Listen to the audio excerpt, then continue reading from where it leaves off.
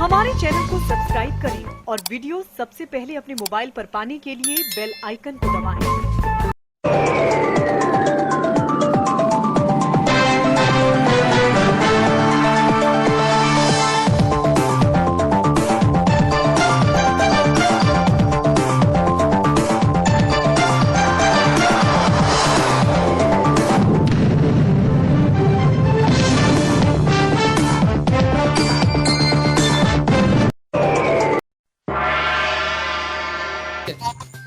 आलोक जी, 1 minute समापन करिए। हाँ, मैं थोड़ा सा कांग्रेसियों से एक प्रश्न पूछना चाहता हूँ।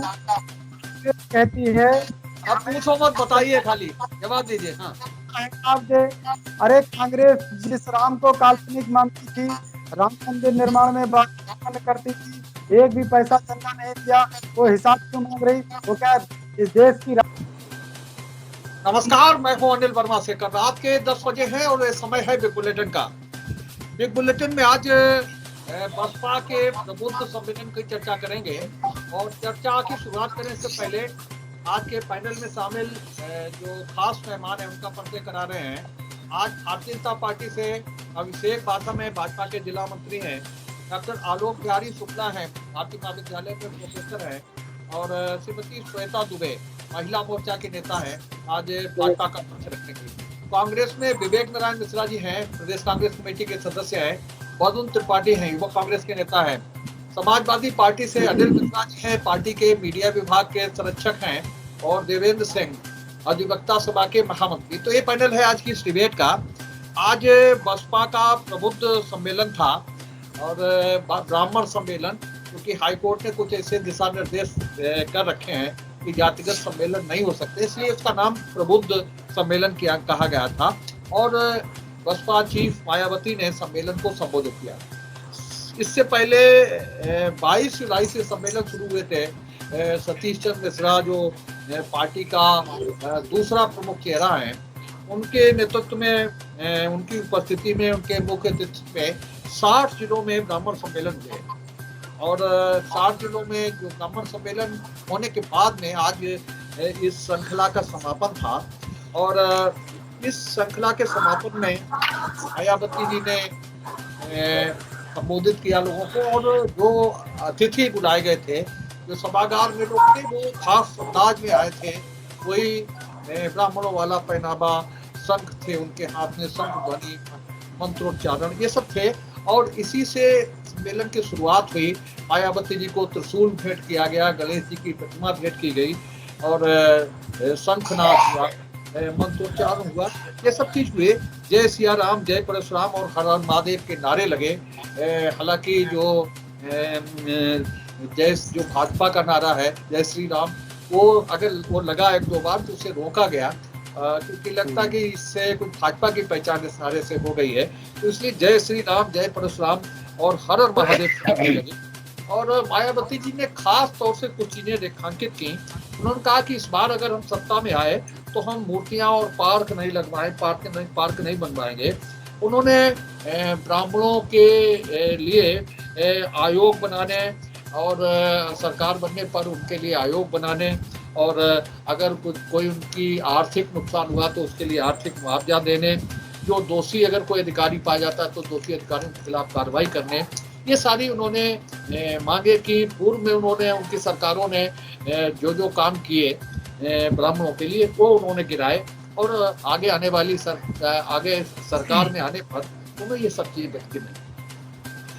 चाहती मायावती ये है कि जो 2007 का हिट फार्मूला था, जो जादू था 2007 का, वो एक बार फिर रिपीट हो जाए और एक बार फिर वो उत्तर प्रदेश के मुख्यमंत्री बन जाए। इसीलिए वही सब नारे लग रहे थे, हाथी नहीं गणेश है, ये सारे नारे जो पहले हिट हुए हैं, ये सब नारे आज के सम्मेलन में भी लगे। लेकिन ये जाहिर सी बात है कि आज जो नारे, ये पुराने नारे थे, उनमें जो पुराना वो आकर्षण नजर नहीं आया। जाहिर सी बात है कि जो 2007 के बाद में 14 साल हो गए, 14 साल में यूपी की राजनीति बहुत बदली है, बहुत बदलाव आ चुका है। और बसपा की भी जो स्थिति है वो भी बहुत बदली है। बसपा के साथ में उस समय जो अति पिछड़ा वर्ग है वो भी उसके साथ में था। जो दलित वर्ग में भी गैर जाटव और गैर जाटव जो श्रेणियां हैं, उनकी भी स्थिति है कि जो गैर जाटव दलित हैं वो भाजपा की ओर, भाजपा से जुड़ चुके हैं, और वो जो पिछड़ा वर्ग का है वो भी मतदाता अधिकांश भाजपा से जुड़ चुका है। तो ये मायावती का प्रयास कितना सफल होगा ये देखने वाली बात होगी, क्योंकि 20% दलित बताए जाते हैं और 10% ब्राह्मणों की बात कही जाती है। तो ये दोनों मतदाता, ब्राह्मणों का आकर्षण, ब्राह्मणों का जुड़ाव अगर बसपा के साथ हो भी जाता है तो क्या 2007 दोहराया जाएगा, ये अभी कुछ कहा नहीं जा सकता। नामुमकिन तो नहीं कहा जा सकता, क्योंकि राजनीति में कुछ भी नामुमकिन नहीं होता है, इसलिए भी कुछ कहा नहीं जा सकता। लेकिन स्थिति कठिन जरूर है और 2007 जैसी स्थितियां नहीं। हालांकि जो ब्राह्मणों के बारे में ये बात कही जाती है कि ब्राह्मणों के ब्राह्मण मतदाता 10% है जरूर, लेकिन वो गेम चेंजर की स्थिति में होता है, किसी को हरा सकता है, किसी को जिता सकता है। और कुछ जो लोग जो राजनीतिक के और चुनाव के जो एक्सपर्ट हैं वो लोग ये बताते भी हैं कि ब्राह्मण मतदाता और मुस्लिम मतदाता में कुछ चीजों में समानता भी है। मुस्लिम मतदाता उस पार्टी को, उस उम्मीदवार को वोट देता है जो भाजपा को हरा रहा होता है, और ब्राह्मण मतदाता उस उम्मीदवार को वोट देता है जो जीत रहा होता है, जो जीतने की स्थिति में होता है। और इसीलिए जो ब्राह्मण मतदाता वो 10% मतदाता ही चौराहे तिराहे पर खड़े होकर के माहौल बदलता है, चुनाव की स्थिति बदलता है। ये लोग जो एक्सपर्ट लोग हैं वो इस तरीके की बात करते हैं कि जो 10% मतदाता है वो चुनाव की स्थिति को बदल सकता है, चुनाव के किसी को खराब कर सकता है। तो ये सब चीजें हैं। मायावती जी चाहती है कि 2007 जैसी स्थिति आए, इसलिए उन्होंने अपने चुनाव अभियान की शुरुआत ही प्रबुद्ध सम्मेलनों से की है। और जब बसपा प्रबुद्ध सम्मेलन करने लगी तो जो दूसरी मुख्य पार्टियां हैं, समाजवादी पार्टी और भारतीय जनता पार्टी, तो उन्हें भी लगता है कि ऐसा ना हो कि कुछ बात बिगड़ जाए, तो सपा भी प्रबुद्ध सम्मेलन कर रही है, भाजपा भी प्रबुद्ध सम्मेलन अब कर रही है। लेकिन अब ये देखने वाली बात होगी कि क्या ब्राह्मण मतदाता मायावती से जुड़ पाता है, क्या जो स्थिति जो मायावती चाहती है कि 2007 जैसी स्थिति आए। और 2007 में ही ये स्थिति बनी थी कि मायावती अपने बलबूते पर सरकार में पहुंची थी। इससे पहले जब भी सरकार बनी तो कहीं ना कहीं समर्थन और उस तरीके की स्थिति थी, उससे सरकार में पहुंची थी, लेकिन 2007 में अपने बलबूते पर सरकार में पहुंची थी।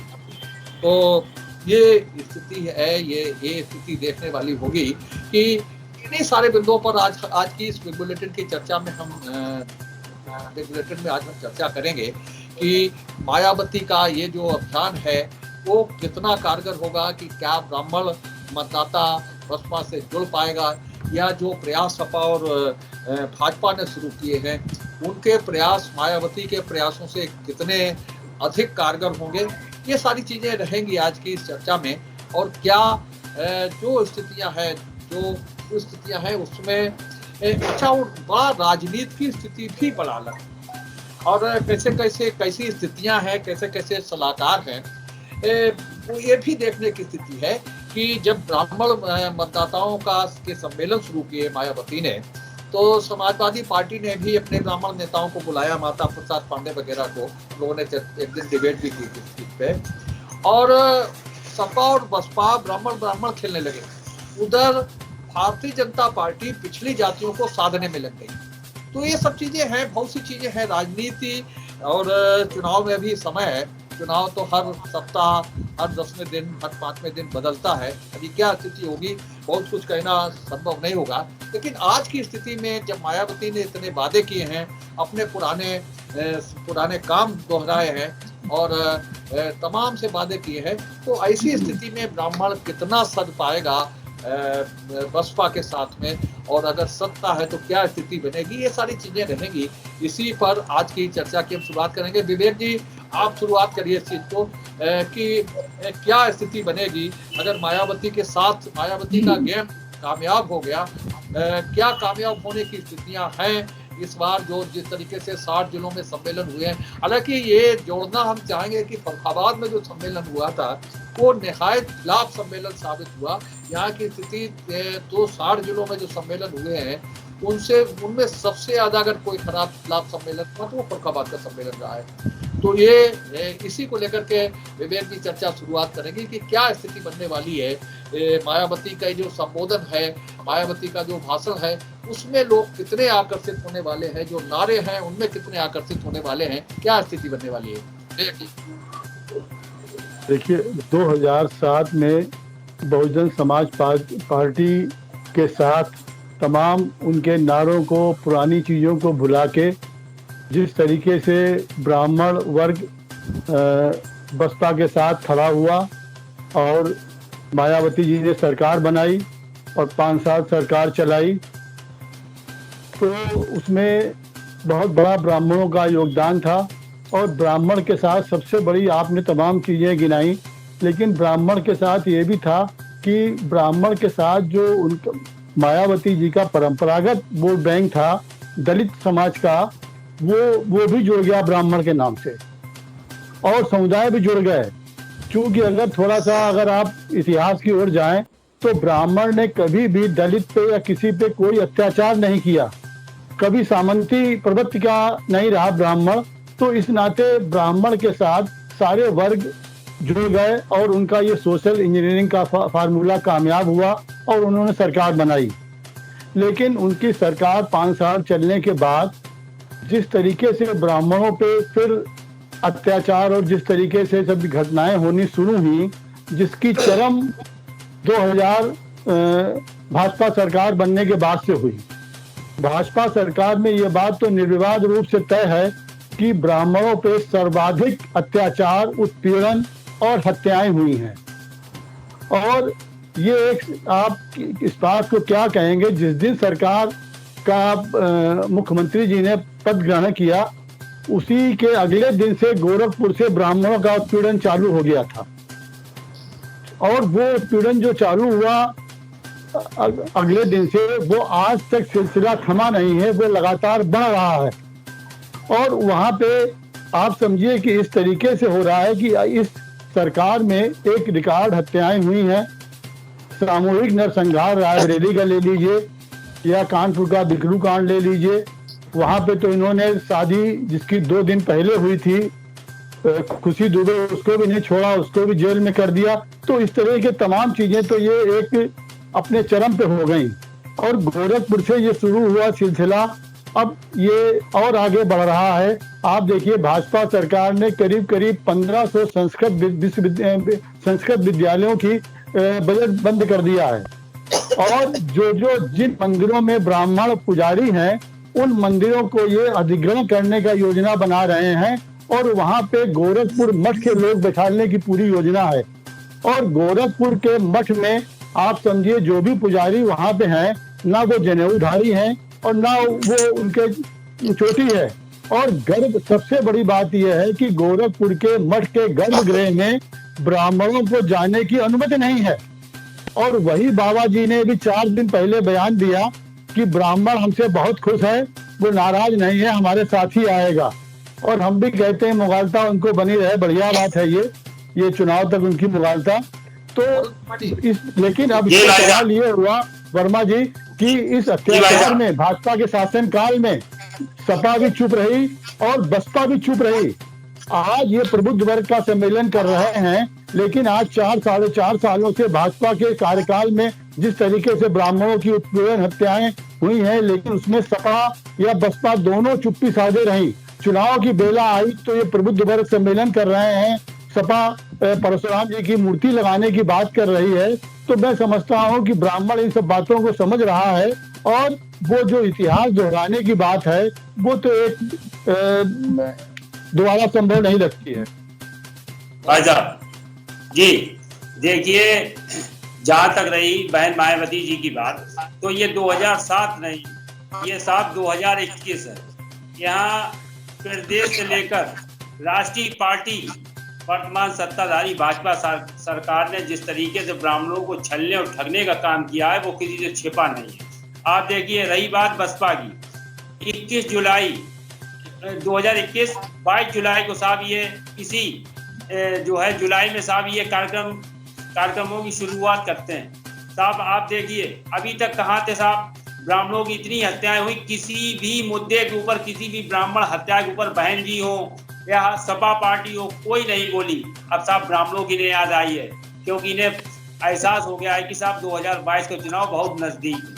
दूसरी चीज, वर्तमान में आप देखिए कि कमलेश तिवारी जी की हत्या होती है भाजपा शासन में। साहब कमलेश तिवारी के गनर साहब हटाए जाते हैं, उनकी माँ का बयान है साहब, जो है मीडिया को उनका दिया हुआ बयान कि साहब सेंट्रल गवर्नमेंट को कमलेश तिवारी ने मरने से साहब पहले ये एहसास कराया था कि साहब मुझे सुरक्षा प्रोवाइड कराई जाए, और योगी जी की सरकार में साहब कहीं ना कहीं सुरक्षा हटाने का काम योगी सरकार ने किया। दूसरी चीज, कन्नौज की मैं बात करना चाहूंगा। कन्नौज में अभी थोड़े दिन पहले ही जिला पंचायत के चुनाव में एक मिश्रा जी साहब हत्या हुई थी, जिसपे भाजपाई साहब कहते हैं कि माननीय मुलायम सिंह यादव जी के चरणों में साहब उन मिश्रा जी का सर रखा गया था। तो आप उनकी पत्नी जी भाई साहब, उनकी पत्नी और उनके भाई को किस तरीके से भाजपा सरकार ने अभी जिला पंचायत के चुनाव में ना ही टिकट दी और साहब निष्कासित किया पार्टी से।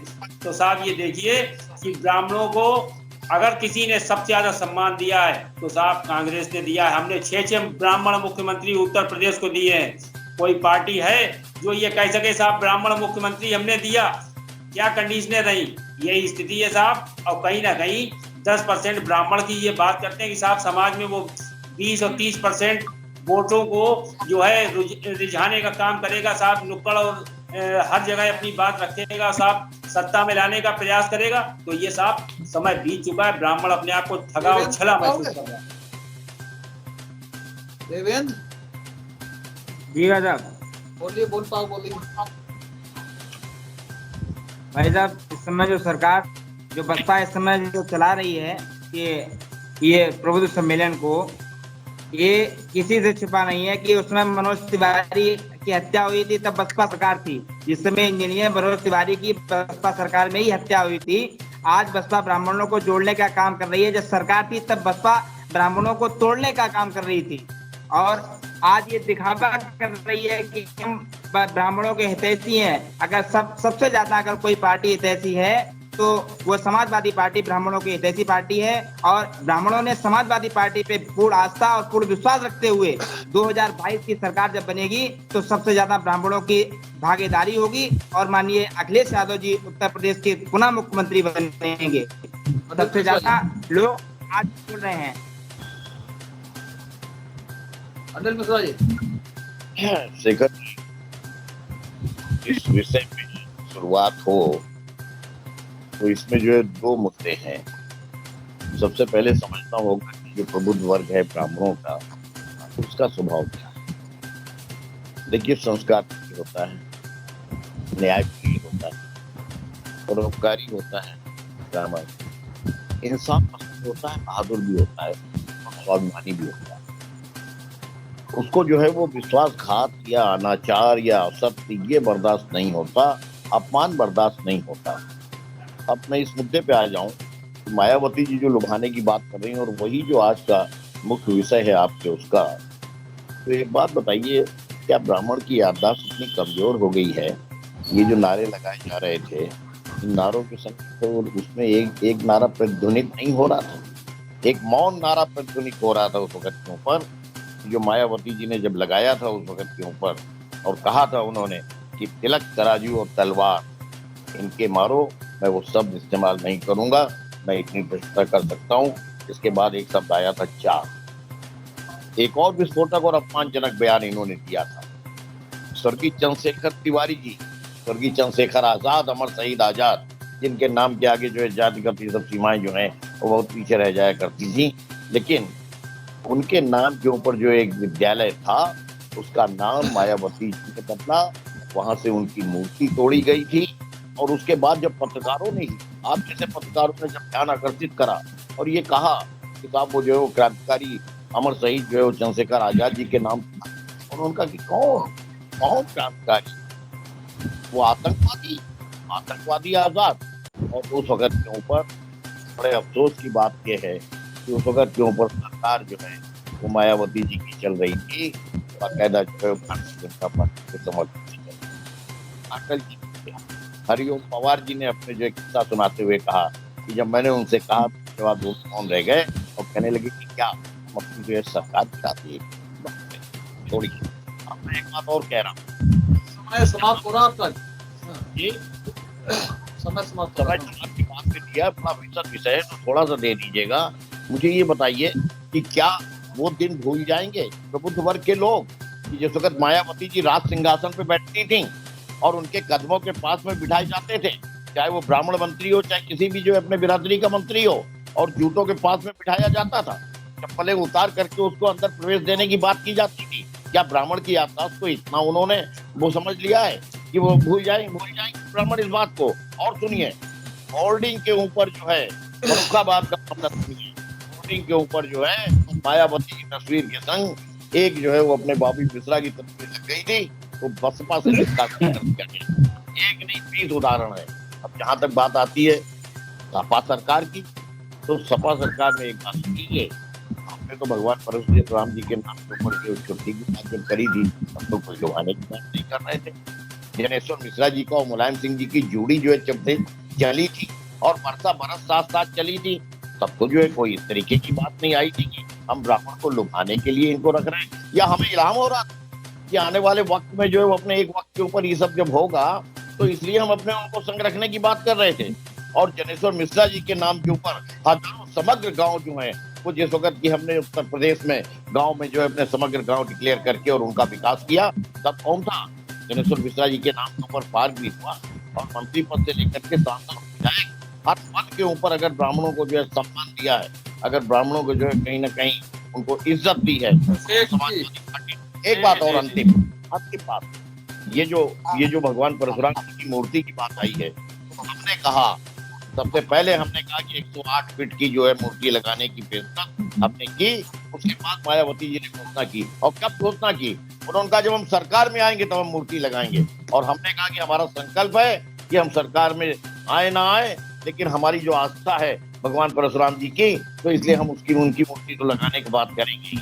और चलिए आरक्षण का एक मिनट, अब सुन लीजिए भाई साहब जी। आज का जो प्रश्न है, अगर मुझे लग रहा है कोई बहुजन समाज पार्टी का कोई व्यक्ति होता तो ये बहुत ज्यादा स्पष्ट और क्लियर हो जाता पब्लिक के बीच में कि जो बहुजन समाज पार्टी आज ब्राह्मण सम्मेलन, आप एंकर नहीं, अब आप एंकर नहीं है, लेकिन अगर सवाल पैदा कर रहे हैं क्या बहुजन समाज पार्टी जो है, अरे सुन लीजिए, अब सुन लीजिए भाई साहब, मैंने कोई गलत प्रश्न नहीं किया, शायद स्पष्ट हो पाता। सुन लीजिए, अब मिश्रा जी सुन लीजिए, मिश्रा जी अब सुन लीजिए, शायद अगर हमारे साथ इस डिबेट में बहुजन समाज पार्टी का कोई भी व्यक्ति बैठा होता तो ये विषय बहुत ही क्लियर हो जाता। मेरा कहने का मतलब ये है। रही बात बहुजन समाज पार्टी की, जब सत्ता में रही कितना ब्राह्मणों को सम्मान दिया, ये सारे वक्ताओं ने अभी कहा, बहुत अच्छी बात है, सारे जानकार लोग हैं। और आज मैं सोशल मीडिया पर एक फोटो देख रहा था कि आज भी ब्राह्मणों को बहुजन समाज वाली पार्टी कितना सम्मान दे रही, बहन कुमारी मायावती जी कितना सम्मान दे रही हैं कि उनके साथ में सतीश मिश्र जी जो है मंच पर थे तो वो दूसरी रो में बैठे थे और ब्राह्मणों को सम्मान देने की बात करते हैं। इन्होंने सिर्फ 2007 में ब्राह्मणों को ठगने का काम, ब्राह्मणों को छलने का काम, जो बुद्धिजीवी कौम है इसको गुमराह करने का काम बहुजन समाज पार्टी और बहन कुमारी मायावती जी ने बखूबी किया था। और वही काम जब 2012 आई तो 2012 में भी जो है एक ऐसी पार्टी थी जिन्होंने लोगों ने गुमराह किया, और वो प्रबुद्ध वर्ग उस समय भी गुमराह हो गया था। अभी आदरणीय एक प्रवक्ता महोदय ने कहा था कि ये लालची नहीं, ये बहुत जल्दी जो है लोगों से अवमानना बर्दाश्त नहीं करते हैं, और अगर कोई गलती हो तो उसको जो है तुरंत बरी भी कर देते कि साहब चलो गलती हो गई, इसको छोड़ा जाए, ये वो बर गए। लेकिन उस पार्टी की सत्ता में आते ही ब्राह्मणों को सम्मान नहीं मिला, सिर्फ अपमान के अलावा कुछ नहीं मिला। 2017 तक ब्राह्मण परेशान रहा, और जब 17 के बाद भारतीय जनता पार्टी की सरकार आती है, साहब हमारी पार्टी ने ब्राह्मण को सम्मान दिया और संगठन से लेकर सरकार में ऐसे अन्य अनेक पद हैं जहां पर ब्राह्मणों को बहुत ही अच्छे सम्मानित पद दिए हैं, चाहे वो डिप्टी सीएम का हो और चाहे वो युवा मोर्चा में प्रदेश के अध्यक्ष का पद हो और चाहे हमारी पार्टी में प्रदेश के महामंत्री का पद हो, चाहे हमारे पार्टी में प्रदेश के मंत्री का पद हो, चाहे हमारी पार्टी में प्रदेश के उपाध्यक्ष का पद हो।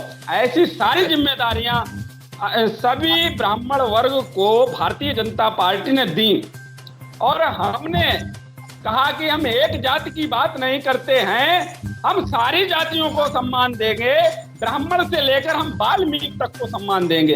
इसका उदाहरण है हमने अभी आप देख लीजिए केंद्र की जो कैबिनेट है और उत्तर प्रदेश का जो संगठन है, हमने सारी जातियों को सम्मान देने का काम किया। रही बात पिछले 4 साल में हमने कभी किसी को जो है जाति के नाम पर परेशान करने की कोई बात नहीं की भारतीय जनता पार्टी ने। लोग जाति के नाम पर परेशान करते थे, लोग धर्म के नाम पर परेशान करते थे। मैंने 1 मिनट भाई साहब सुन लीजिए, मैंने एक घटना मैंने स्वयं देखी कि जिस व्यक्ति के तिलक लगा होगा तो थाना मऊ दरवाजा में FIR लिखी जा रही थी। मैं स्वयं चश्मदीद था उस घटना का और क्या परिस्थितियां रही कि लोग कहते थे कि साहब तिलक लगाना बंद कर दो नहीं तो FIR हो जाएगी। आज हमारे यहाँ सारे वर्ग सारी जातियां तिलक लगा के घूमे और चाहे वो टोपी लगाकर घूमे, हमने टोपी वालों पर भी कोई कार्रवाई करने का काम भारतीय जनता पार्टी की सरकार में नहीं हुआ है। हमने सबको सम्मान देने की बात की है और जब बात आती है विकास की, हमने जितनी योजनाएं बनाई, 1 मिनट भाई साहब, जितनी योजनाएं बनाई 1 मिनट, हमने कभी ये नहीं सोचा कि हमारे खाली कार्यकर्ताओं को मिले। हमने हमेशा दबे कुचले तबके को वो सारी योजनाएं पहुंचाने का काम भारतीय जनता पार्टी ने बखूबी निभाया है। ठीक है अनिल जी, श्वेता जी 1 मिनट। भाई साहब, हम तो इस बात के सबसे पहले तो मैं शेखर जी का आभार व्यक्त करती हूँ कि उन्होंने ये मंच मुझे प्रदान किया कि मैं अपनी बात आप लोग के सामने रख सकूं। और जैसा कि अभिषेक जी ने अभी कहा है कि हमारी भारतीय जनता पार्टी का एक उद्देश्य है सबका साथ सबका विकास। हम जाति और संघीयता से ऊपर उठ के समाज हित राष्ट्र हित की बात करते हैं। और जैसे कि आज का हमारा विषय है कि क्या बसपा का साथ 2007 पुनः दोहराया जाएगा, ऐसा अब कभी भी नहीं होगा। जहां तक मेरे ख्याल से तो ये 5 साल और आगामी 5 सालों में भी ऐसा होने वाला नहीं है, क्योंकि ब्राह्मण बेचारा भोला वाला एक वर्ग है जो शांत तपस्वी यजनशील रहा है और प्राचीन काल से रहा है, जो स्वयं तो ज्ञानवान है और दूसरों को भी ज्ञान प्रदान करता है और उनको सन्मार्ग पर ले जाता है। तो एक बार तो ये मायावती के सोशल इंजीनियरिंग में फंस चुका है, लेकिन मेरे ख्याल से क्या मतलब ये तो आजकल जो भी आंकड़े आप लोग के पास बेहतर मौजूद होंगे उसके हिसाब से यही है कि ये ब्राह्मण दोबारा बसपा के साथ जाने वाला नहीं है। और जैसा कि अभी हमारे पूर्व वक्ताओं ने बताया कि हमारी भाजपा ने ब्राह्मणों का विरोध किया है। हमने ब्राह्मणों का विरोध नहीं किया है, हमने जातिगत विरोध नहीं किया है। हमारा उद्देश्य तो जाति और उससे ऊपर उठ के है। अब अगर कोई असामाजिक तत्व है और वो ब्राह्मण जाति से संबद्ध है तो क्या उसके खिलाफ कानूनी कार्रवाई नहीं की जाए? जैसा कि पूर्व सरकार जात देख के मुकदमे लिखा करती थी, या जैसा कि बसपा में भी हुआ है, जैसा कि सपा में भी हुआ है, तो क्या आप लोग बदलाव नहीं चाहते हैं? आप वही चाहते हैं कि उस तरह चलता रहे और इसलिए आप कह रहे हैं कि ब्राह्मण नाराज हो गया है भाजपा से। तो फिर हमारा सबका साथ सबका विकास कैसे हो पाएगा अगर हम सिर्फ एक जाति को साथ लेकर चलने का प्रयास करेंगे? और ब्राह्मण तो हमेशा उसके साथ रहा है जो राष्ट्र हित देश हित के बारे में सोचता है, जाति हित से ऊपर उठ के। आपको ध्यान होगा कि जब स्वतंत्रता संग्राम हुआ था तो पहली चिंगारी, पहला बिगुल बजाने वाला भी ब्राह्मण ही था, मंगल पांडे।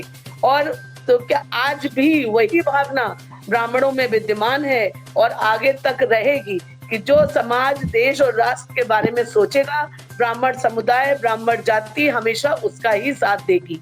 और एक बार ये गलती 2007 में दोहराई गई, वो करी गई थी, अब वो भविष्य में कभी भी दोहराई नहीं जाएगी, क्योंकि हम सिर्फ ब्राह्मण जाति ही नहीं, समस्त जातियों और धर्मों को ये लग रहा है कि राष्ट्र हित और देश हित की भावना इस समय और केवल एक पार्टी है जो विकास के साथ साथ समाज का हित कर सकती है, और वो है भाजपा।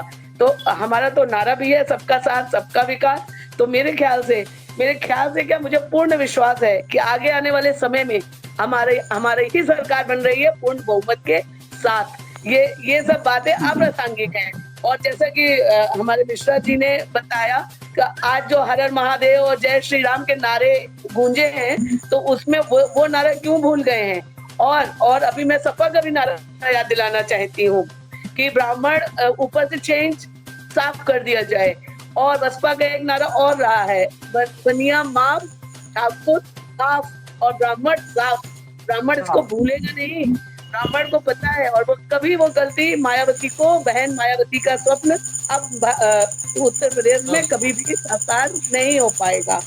हम जो है देश हित समाज हित के साथ साथ प्रदेश हित तो हो ही रहा है, इसको जाति, मेरी आप सब लोगों से विनती है कि किसी भी मुद्दे को जाति से ज्यादा कि ब्राह्मणों का वो हो रहा है, उत्पीड़न हो रहा है, ऐसा नहीं है।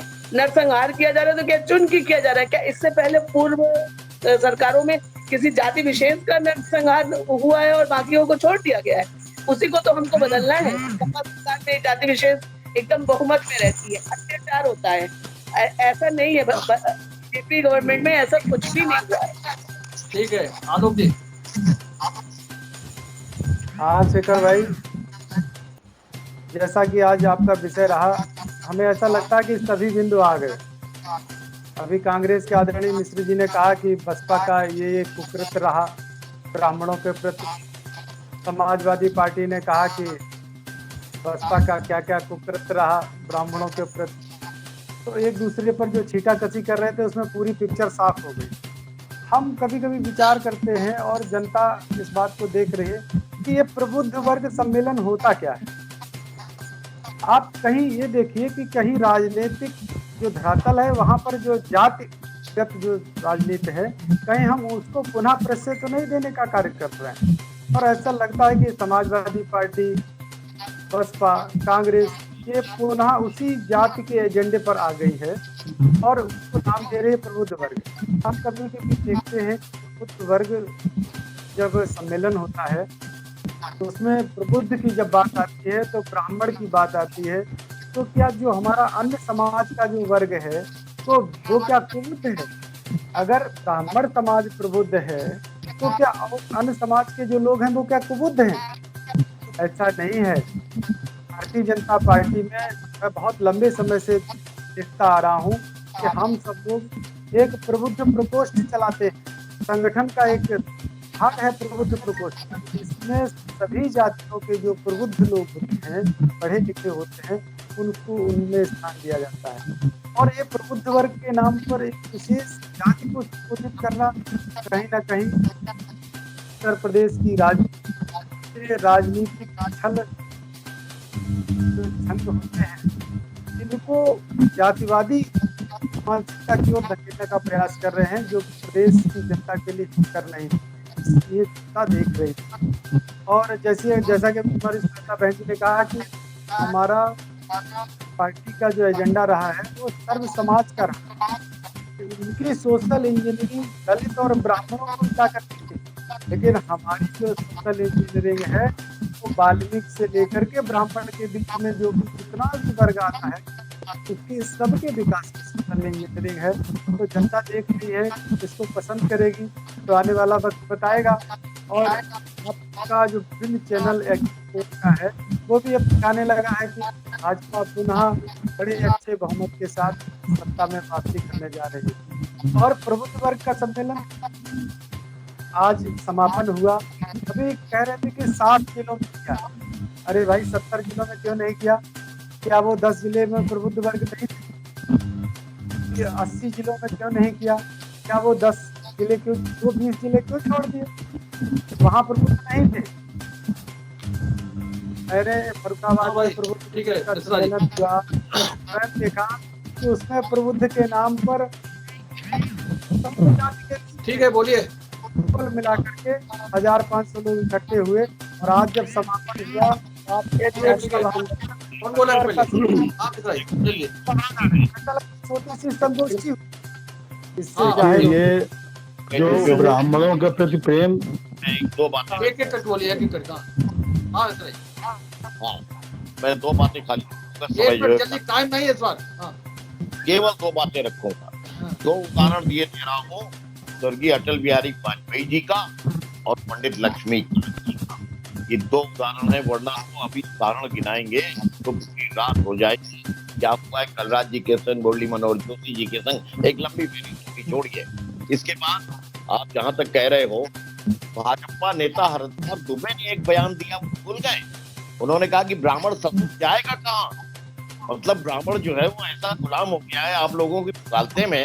आप कहते हो कि ब्राह्मण ससुर जाएगा कहाँ, ये अखबार में छाया हुआ है। ब्राह्मण तो हमेशा राष्ट्र हित के साथ रहा है और जो पार्टी राष्ट्र हित के साथ रहेगी ब्राह्मण उसी के साथ रहेगा और किसी के साथ नहीं जाएगा। ऐसा नहीं है कि हमारे पास विकल्प नहीं है। आपसे बहस नहीं कर रहा हूँ, मैंने वो जवाब दिए हैं जो आए थे सामने। जब मैं सवाल करूँ तो आप भी जवाब, मैं खाली वो जवाब दे रहा हूँ। रायपुर, झांसी, श्यामली, प्रयागराज ऐसी जगह हैं जहाँ पूरे के पूरे परिवार जो है वो अपने ब्राह्मणों के वहाँ पे जला दिए गए। उसके बाद भी क्या कार्रवाई हुई से लेके, और प्रबुद्ध वर्ग प्रकोष्ठ का भी जवाब देंगे।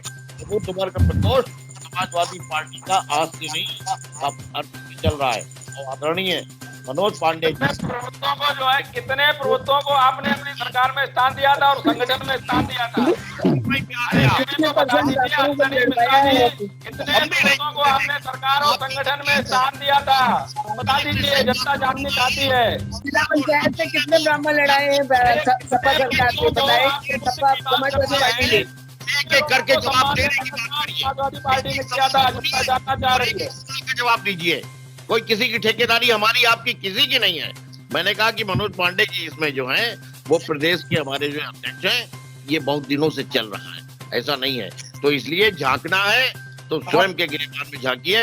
ब्राह्मण ने अपना फैसला ले लिया है, आने वाले लोगों के सामने होगा जब वो समाजवादी पार्टी खड़ा होगा, प्रबुद्ध वर्ग खड़ा होगा।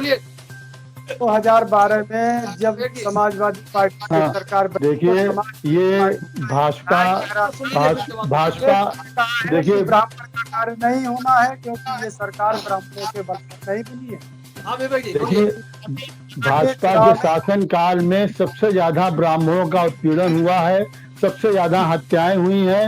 अब इनको आप छुपा नहीं सकते हैं और इसका सबसे बड़ा उदाहरण इन्हीं के पार्टी के श्री लक्ष्मीकांत वाजपेयी जी हैं, जिन्होंने 73 सीटें जिता के मोदी जी की सरकार बनने में बहुत बड़ा योगदान दिया। और ये भाजपा के हमारे साथी बताएं कि उनको एमएलसी बनने से, उनको गवर्नर बनने से किसने रोका? क्या कांग्रेस वाले आए थे कि बसपा वाले आए थे? ये आपका ब्राह्मण के प्रति है आपका। जिस आदमी ने 73 सीटें जितवाई उसके संग ये कर रहे हैं। दूसरा अभी जो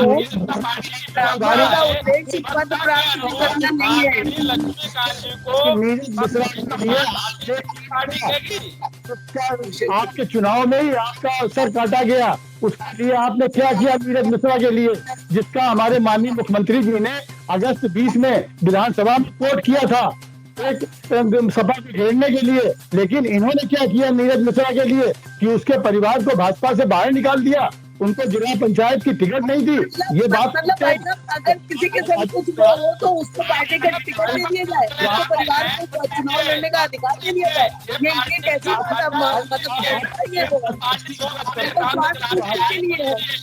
भाजपा कहाँ थी?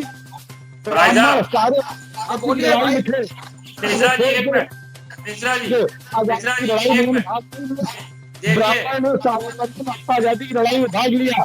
आप इसलिए राजशक्ति देखिए, भाजपा सोशल इंजीनियरिंग की बात करती है, भाजपा सोशल इंजीनियरिंग की बात करती है तो प्रदेश में एक मुख्यमंत्री, 2 उप मुख्यमंत्री, तो कहीं ना कहीं भाजपा से ही सोशल इंजीनियरिंग चालू होती है। दूसरी चीज, उसी दुबे के ऊपर वो मुकदमे संगीन धाराएं दर्ज की गई भाजपा शासन की, जो शायद उग्रवादियों के ऊपर नहीं होती। उसी दुबे के ऊपर वो धाराएं दर्ज की गई जो साहब उग्रवादियों के ऊपर नहीं होती। सुन लीजिए आप, अरे सुन लीजिए, गलती हो जाए, चाहे वो ब्राह्मण हो या अन्य जाति का हो। ये चुनावी दर्द में भाजपा का, सपा का, बसपा का ब्राह्मण प्रेम है जो ये सम्मेलन कर रहे हैं। बाकी ये तीनों पार्टियां ब्राह्मण विरोधी हैं, इन्होंने ब्राह्मणों का अपमान और सब किया है। केवल ब्राह्मण भोला वाला नहीं है, उसका ब्राह्मण भोला वाला नहीं, पहले चुनावी साल में पदों की बात करते हैं भाजपा वाले, ये पद इन्होंने चुनावी साल में बांटे हैं। जो चुनावी देने आ गई है तब ये सब बांटे उसके समझ में आए, जब उनको की बातों को सुन सके तो सही होगा ना। पूरा का पूरा देगी, इसके लिए तैयार रहेगी। पहले गोरखपुर के जाके देखिए कि वहाँ से गर्भगृह में कोई ब्राह्मण अलाउ है क्या? आप पहले वहाँ जाके देखिए, भाजपा के लोग पहले वहाँ जाए मठ में बाबा जी के, और वहाँ देखें ब्राह्मणों के वहाँ पे है, वहाँ गर्भगृह में ब्राह्मण जाने को अनुमति है वहाँ पे। पहले वो देखिए आप, तब राष्ट्र प्रेम की बात करिए, राष्ट्र की बात करिए। काल्पनिक कहते हैं और आप ब्राह्मण की बात करते हैं। ब्राह्मणों की सबसे ज्यादा, अरे राम को काल्पनिक कहते हैं, आप राम को असली कहते हैं। राम की मर्यादा मानते, चंदे का हिसाब दीजिए, चंदे का हिसाब नहीं दिया आपने। राम की बात करते हैं मर्यादा। अरे आप मानने वाले होते कौन? खाली कांग्रेस मानने वाले होते कौन? जमीनों का सौदा करने वाले साहब, राम के नाम का चंदा साफ करने वाले लोग,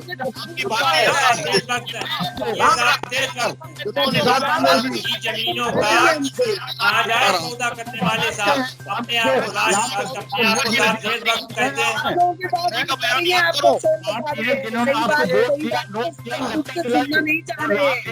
तो मानिए कि उनके नाम से जो पैसा लिया उसका हिसाब तो दीजिए। निधि समर्पित की है, निधि समर्पित की है, अपना मन से प्रेम समर्पित किया है राम के नाम पर। राम जी होते पहले हिसाब देते हैं चंदे का कि ये हिसाब आया, ये हिसाब है, आपका हिसाब नहीं दिया नहीं है, चाहे वो पीएम हिसाब नहीं।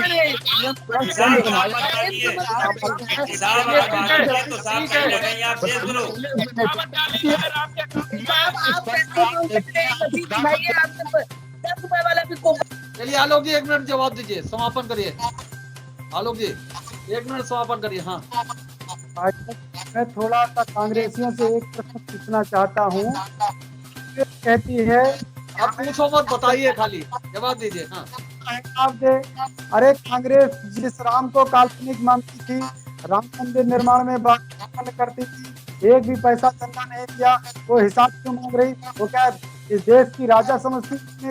राजशाही व्यवस्था है, हिसाब हम जनता को देंगे, जनता का पैसा है, कांग्रेस को नहीं देंगे। ये बात कांग्रेस अपने मन मस्तिष्क से निकाल। कांग्रेस कोई राजशाही परिवार नहीं है, ये लोकतांत्रिक देश है, तंत्र का पैसा है, हम लोग तंत्र के समक्ष रखें, कांग्रेस के समक्ष रखें, हमें तो आवश्यकता नहीं है। बात ठीक है। बिग बुलेटिन की आज की इस बहस को यहीं समाप्त कर रहे हैं। आज की इस बहस में भाग लेने के लिए डॉक्टर आलोक जी का, विवेक जी का, अनिल मिश्रा जी का, श्वेता जी का, देवेंद्र का, वरुण का बहुत बहुत धन्यवाद। हम कल फिर मिलेंगे एक नई बहस को लेकर, एक नए विषय को लेकर के। तब तक के लिए इजाजत दीजिए। शुभ रात्रि।